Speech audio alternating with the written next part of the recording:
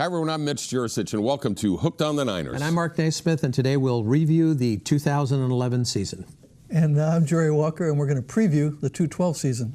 Now, that sounds like this is going to be like about a 2-hour show, but it's not. We're going to have all that and not a darn thing more when we come back on Hooked on the Niners.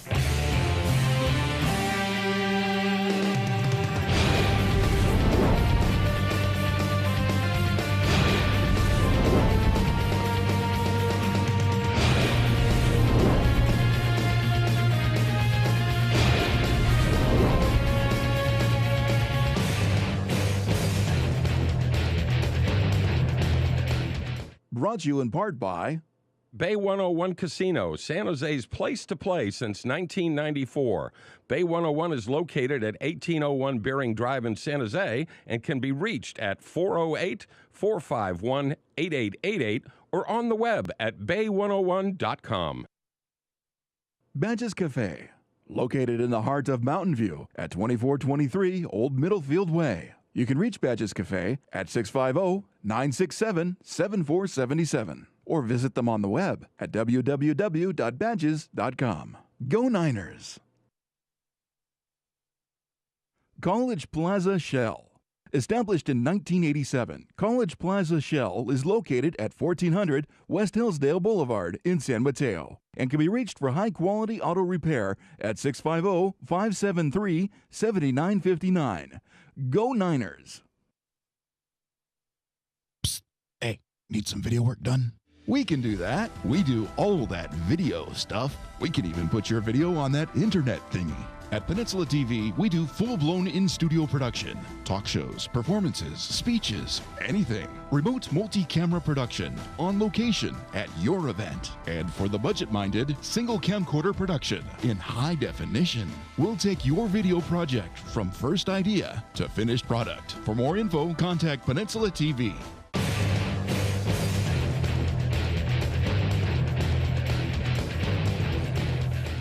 Welcome back to Hooked on the Niners. If you're like us, the 2011 season took you to both ends of the spectrum, guys. I mean, they were just the 2011 season started out with the signing of Jim Harbaugh, and what he did with that team to take him to 13 wins was just unbelievable, and right up to the punch in the gut in the NFC Championship game. But let's start at the beginning as we review 2011. I mentioned the Harbaugh signing. Absolutely perfect. This guy comes up from Stanford. He was the perfect fit. I don't think anybody saw that coming. It was just amazing. You know, the guy obviously has got a very good pedigree as a player and as a college coach, but to come into the NFL and make that sort of mark the first year, to me, was unbelievably astounding. And he sure walked the talk, didn't he? He's a fascinating human being, Jerry. Does he remind you at all that Jerry Walker was with the 49ers for, I think, 73 years and has seen all of the coaches come and go? Does he have a few traits that remind you of Bill Walsh? Yes, he does. Who's got it better than us, first of all? Absolutely. Bill didn't tell us that every game, but we had the feeling that, we did have it better than most people. Yeah. He's got a lot of traits. He knows football. He knows how to make adjustments. He's got a great staff. He relates to the players right away. Those are some memories of Bill. And how about he relating to Trent Baalke, the general manager, and those guys getting along, and the draft they had before the 2011 season? And I bet there's a lot of you out there that were, when they said Aldon Smith from Missouri, we're going, who in the heck is that? But we sure found out, absolutely. didn't we? And to you got your pass rush. Boy. Can you be quiet now about the pass rush? Well, not yet, but the pass rusher supreme, and you know, it's a wonderful a marriage when you can have a GM and a head coach on the same piece of paper, and they were in a total thumbs-up way. Kind of reminds you of the old days where that front office was so spectacular in the way that they managed the football team that hopefully this is the genesis, the same sort of a deal. And you know, they had no training camps because of the lockout, but they had Alex Smith camps, and I thought that was a huge move by Alex Smith. A great move by Alex, a great move for the team. Right. Yeah, Camp Alex probably doesn't compare to Camp Jim, no. but it was a pretty good deal. It was a pretty good deal. So they drafted well, and he starts to change the culture. Everyone says that they're going to change the culture in the building, right? And they did. I mean, people bought into his stuff with the workman-like blue shirts with your name on it and all that stuff, which, you know, to the outside observer might be, you know, not a big deal. But I thought, this is just me personally, I thought the huge thing was the time between the Cincinnati game and the Philadelphia game when they stayed back in Youngstown, Ohio, was pretty big to me. Now, they issued the new shirts this year, the new blue-collar shirts this year already, and they're planning to stay a week in Ohio again this year, too. Oh, are they really? Yes. Because I know we're going to look at the schedule a little bit later, and there's a part in there that I was actually going to bring that up, so we'll save that to a little for a little later. But it was kind of key. I thought that they won both those games on the road, Cincinnati and then Philadelphia. Absolutely, and Harbaugh just exuding confidence, and I think a lot of people, question myself included, could he bring this sort of transitional power that he brought to Stanford, and make them a smash mouth football team after being anything but in the past, and they became a college powerhouse. Would that translate to the professional ranks? And it did, and I think a lot of it went with his credibility as a player. 15 years in the league, a real tough guy, and it sure worked, and I think it's going to keep working. We're going to have to zip right through this. I just got the 2-minute warning for this segment.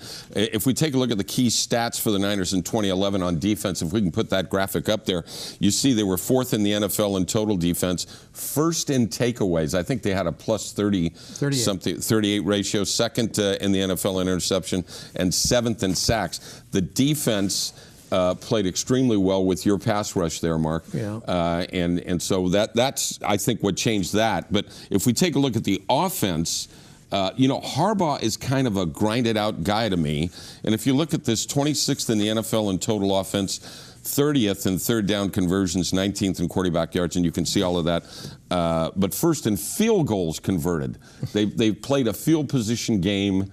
Don't lose it and let our defense win it. Well, and I think it speaks to the obvious that one of the keys to this year is they have to have more balance. I mean, you can't have your defense on the field as much as they were last year. They played superbly, plus 38 in turnovers. I just don't see how it's going to happen again. And offensively, they need to step it up, and hopefully they have the weapons to do that. Jerry, first playoff game against New Orleans, one of the best you ever saw? Yes, definitely one of the best I've ever seen. And you've seen a bunch of them, as we all have. There are people still in euphoria because of that game. I was working for an instant replay at the time, left the press box about half an hour, 45 minutes after the game. People were still walking around underneath the stadium, high-fiving people. People were coming up to me and high-fiving me, offering me a high five. It was like, I can feel it. It was absolutely phenomenal. The run by Alex Smith, if that had been the game winner right there, what a perfect cherry on top of the cake that would have been. But the pass to Vernon Davis. We're just going to glom a little bit onto the NFC Championship game. A real kick in the gut to the 49ers. A couple of muffed punts by a guy that I think, Kyle Williams, is going to be a very, very good player in this league. They held on to him, and I think that was a good move. Yeah, it was a very tough break for them. They played a good game against a very tough opponent, and turnovers can win or lose games, and it unfortunately did this time. Absolutely. We're going to talk a little bit about the additions to this 49er team when we come back, but before we go, I'll say, who's got it better than you? Well, most people watching other stations, because this really isn't that good. We'll see you in a little bit here on Hooked on the Niners.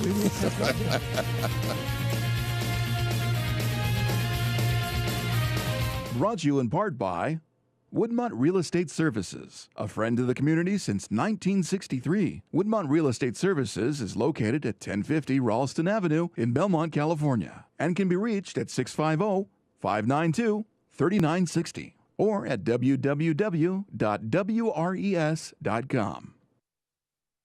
Vivace Ristorante, located at 1910 Ralston Avenue in the heart of Belmont and featuring Northern Italian cuisine. They can be reached at www.vivacerestaurant.com or at 650-637-0611.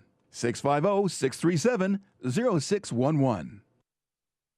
Gando Design. For 25 years, your local source for imprinted products and apparel. Located in Redwood City and on the web at gandodesign.com/specials.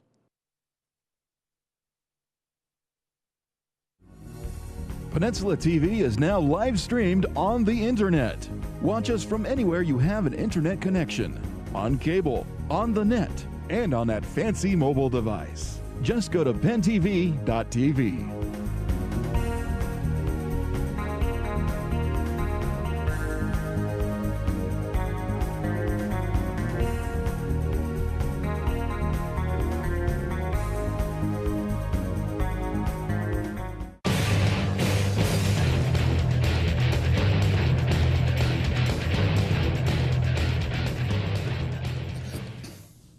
Welcome back to Hooked on the Niners. Let's take a look at the additions to this team and how this team has improved over the 2011 team. I think the first thing, guys, Jerry, I'll throw it to you first, is Jim Harbaugh with some prep time, I think could be a little bit more dangerous.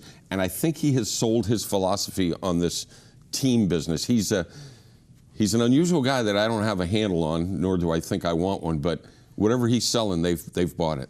They're all buying it down there, Yeah. not just the players, the staff. And Right. when you talk about Jim Harbaugh, you're also talking about the staff. That's one of the best coaching staffs in the league. Yeah. And they break it down with one of the best special teams coaches, one of the best offensive coordinators, one of the best defensive coordinators, and they've got it going on.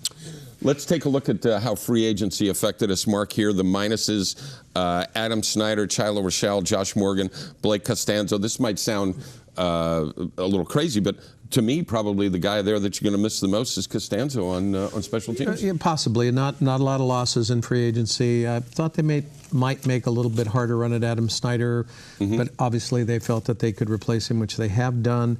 But one of the few teams who didn't get really hurt free agency. So again, tribute to management and how the people like this organization. Let's take a look at the additions through free agency, the pluses. Obviously, the big one right there on top: Randy Moss, Mario Manningham, Brandon Jacobs, Parrish Cox, and Josh Johnson, who we left him up there, but surprisingly didn't make the team because of Scott Tolzien. But Randy Moss, kind of intriguing there, and getting Manningham and Jacobs from the team they lost to in the NFC title game. Those are three outstanding pickups. Randy Moss right now is a leader down there. Yeah. I've seen him walk around the cafeteria, and guys are following him. He's almost like the Pied Piper. You got other receivers following him because he's Randy Moss. And right now, it's a very, very positive. Well, and if you look at this, Mark, in the championship game against the Giants, we completed one pass to a wide receiver. That's one more pass than a dead guy, and now we've added wide receivers Manningham and Moss and A.J. Jenkins. Right. They take first in the draft. Well, clear signal that they want to open up the passing game. They were not dependent on it last year. Very controlled passing attack with Alex Smith, and he did well in it. But you've got to throw the ball downfield. Clear signal they want to throw the ball. Getting these two guys and drafting Jenkins in the first round should allow him to do that. Moss is a great player if he can keep his head on straight, and hopefully he will. Last year, the 49ers, in my humble opinion, played hard and fast on defense. On offense, I think they just played hard. There wasn't a lot of speed there. The addition of A.J. Jenkins, the first-round pick, and then LaMichael James, the second-round pick. Jerry, this team got quick in a hurry. Yes, they did. Well, they had more speed than you're giving them credit for. Okay. But maybe they didn't use it like they will use it this year. But yes, they got quicker. And I'll go back to what I said about Kyle Williams. There's an old friend of mine, and I won't mention his name until he's a guest on our show a little bit later. And yes, we will have a guest each week. Kyle Williams, I think, as this guest told me, is a Wes Welker waiting to happen. He had a very good preseason, really quick around the line of scrimmage. I think one of the things that the 49ers have done during this offseason, they are very, very, very deep. But the one position where they were thinnest, they just lost Paris Harrelson and signed Higgins to take his place. And that's a little bit concerning, I would think, right there. Well, that's a tough deal for them. They missed very, very few games. I think it was something like 8 starts amongst their whole defense for injuries last year. That might have been the whole team. So, injuries happen in this league, and they're thin at linebacker, so hopefully the guys can stay healthy. Grant did a great job filling in, but losing Harrelson's a big deal, in my opinion. I remember when the Niners were in their heyday, Dub, they didn't make many changes. Maybe a couple of rookies would have made it, and I don't know if they did much in free agency. But this team, I'm going to count Aldon Smith as a 12th starter on defense. They brought back 12 guys. Have you heard of that before? Yeah, Peter King used that same line. Did he really? Counting Aldon Smith as a 12th starter. Maybe I did hear him say that, and I just stole that. That's all right. It's a good guy to steal from. Yeah. But no, that doesn't happen. And that's the only thing, that's the biggest thing that bothered me about Paris Harrelson going out now is, does this start the injury bug? You want to stay away, clear from injuries. Yeah, absolutely. All right, we can't talk about this team without, he's not an addition this year, but Colin Kaepernick in the preseason. Whoa. First guy, raised my right hand. I didn't know that this guy was this good. I kind of thought, I didn't know about that pick when they took him, Mark. It's still the preseason, and I think I shared your concerns with him. Obviously a superior athlete, can run, can throw the ball through a car wash without getting it wet. I think people were a little concerned about his delivery. It seems to be a little bit better, but he was a high-level performer, and that's really good news because if your number one guy goes down, you better have a number two, or it's history file for you. When Jim Harbaugh was at Stanford, he arranged, when he was recruiting Andrew Luck, I almost said Oliver, to talk to Bill Walsh before Bill passed away. And I remember Andrew, in an article I read, said that he talked to Bill Walsh for 2 hours, and all they talked about was a right-handed quarterback rolling left. That was it. And if you saw Kaepernick rolling left, as he did many times during this preseason, wow, where did this come from? And a kid, what a physical specimen. You walk past him in the hallway and you look up. Yeah. He's a good-looking kid. You know, the good thing, too, is he played a lot against first-teamers. It wasn't like him against the second and third units. So there's some potential there. I think one of the things that has to be comforting to Niner fans is that, you know, the old adage, if you're hungry and I give you a fish, I can cure your hunger for a day, but if I teach you how to fish, you'll never be hungry again. And that's about as esoteric as we'll get on this. Very profound. Very profound. I went to church once. And that relates to football. But because I think the 49ers have in place now with Harbaugh and Balky people that can spot talent. Just like as we said earlier, I think a lot of people when they took Aldon Smith went, what? And I think a lot of people when they took A.J. Jenkins said, what? And I heard through the grapevine that the Rams, who picked about 3 places after us, were really upset because they had earmarked A.J. Jenkins. So having people that can find talent is just the huge deal. It's it. And all teams, about talent. And what about what they're doing with these hybrid guys? Dobbs is playing tight end, defensive line. Tukwuofu as a blocking back is just a beast. He's an absolute monster. And I think those things help you save roster spots. Oh, it helps. Well, obviously, it helps. You need as much talent as you can get on the roster at the time, and then you need to mold them. And the more you can do, they always say, the better off the team is. The more you can do. The depth at quarterback, we talked about Kaepernick, Scott Tolzien. I mean, obviously, you know, you want your first-string quarterback there for the whole year. But look at last year in Houston. Schaub went down, and I can't remember. T.J. Yates from North Carolina. Right. Came in. What a great job he did. You know, hopefully it'll never get to that. Alex Smith has been very durable over the years, and you obviously want him in there. But I have to wonder, what kind of packages is Harbaugh going to have for the NFL to defend? You can go with the 2 speed backs in the backfield with LaMichael James and Kendall Hunter. You can go with Gore and Miller. You can go Gore and Brandon Jacobs. And with the wideouts that they have. Or maybe three tight ends with Delaney Walker. And I think this plays into his hand because this is the kind of football he played at Stanford and just came at you with so many different looks. If you remember that last bowl game he played against Virginia Tech where everybody thought they'd get rolled over by their speed, and then he just said, okay, I'll just play tight end ball with you, and they just mowed him right down. So he's built a team that will give him incredible creativity and options. Absolutely. Good for him. And you know that teams like Green Bay are having to try to, what kind of a defensive scheme are they going to run? We haven't even seen Moss and Manningham or any of those guys so far this year. That's one of the best things about preseason is so vanilla, so basic. It's almost just like a practice. It's what preseason probably should be. I got goosebumps thinking about Green Bay. Oh, I do too. And what a place for them to open and to go into Green Bay. The best thing about it is getting in there before the snow hits, and you know, getting in and out of there. And I think you're going to get a pretty good gauge on what this team is by that first game of the season. And with the second game of the season coming up from the same division, a tough Lion team coming here, I think you're going to get a real good grasp. But that's kind of looking ahead to next year and the schedule, and that's what we're going to do when we come back. I'm going to test you guys, and I'm going to ask you at some point what you think the record's going to be when we come back to Hooked on the Niners right here. I know what he's going to say.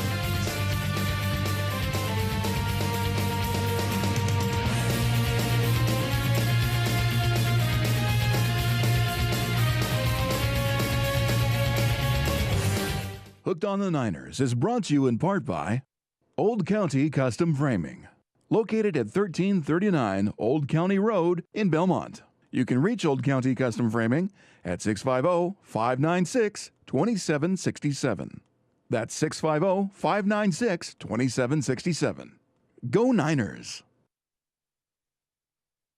California Catering Company of San Mateo, proudly serving our community at 233 West 20th Avenue in San Mateo. California Catering can be reached at 650-345-5600. 4811, extension 1.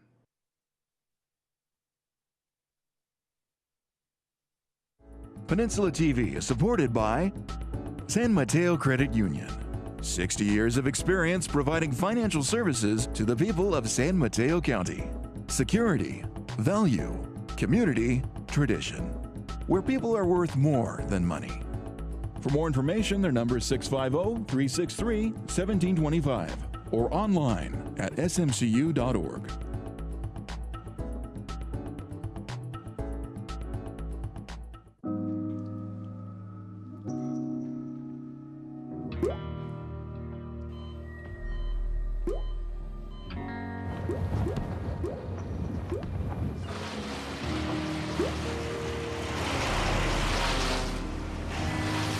There are a million places you'd never consider texting. So why would you do it while driving?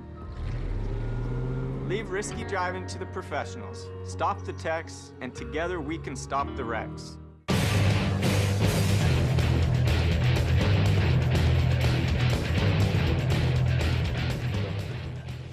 Welcome back to Hooked on the Niners. You know, guys, there's this adage that's going around. I think it started on ESPN. There's some stat that teams that win 13 games the next year fall off by 4.7 wins or something. And I say, hooey.